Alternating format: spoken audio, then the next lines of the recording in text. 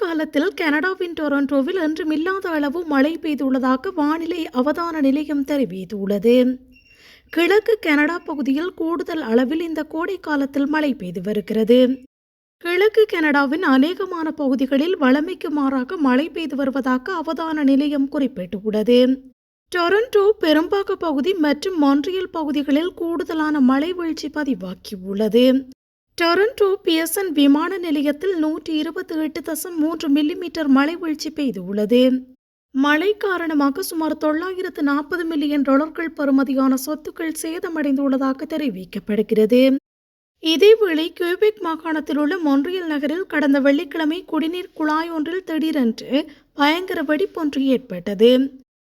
குழாய் வெடித்து தண்ணீர் பயங்கரமாக பாய்ந்தடிப்பதை காட்டும் புகைப்படங்களும் வீடியோக்களும் வெளியாகி அதிர வைத்தன. 100 வீடுகளுக்குள் வெள்ளம் புகுந்ததாலும் மின்சாரம் தடைப்பட்டதாலும் பொதுமக்கள் சுமார் 12,000 பேர் வரை பாதிக்கப்பட்டார்கள். தண்ணீரில் வேறு ஏதேனும் கலந்திருக்கக்கூடும் என்பதால் தண்ணீரை காய்ச்சி குடிக்க மக்கள் அறிவுறுத்தப்பட்டுள்ளனர். இந்த அறிவுறுத்தல் காரணமாக 1,50,000 பேர் வரை பாதிக்கப்பட்டனர்.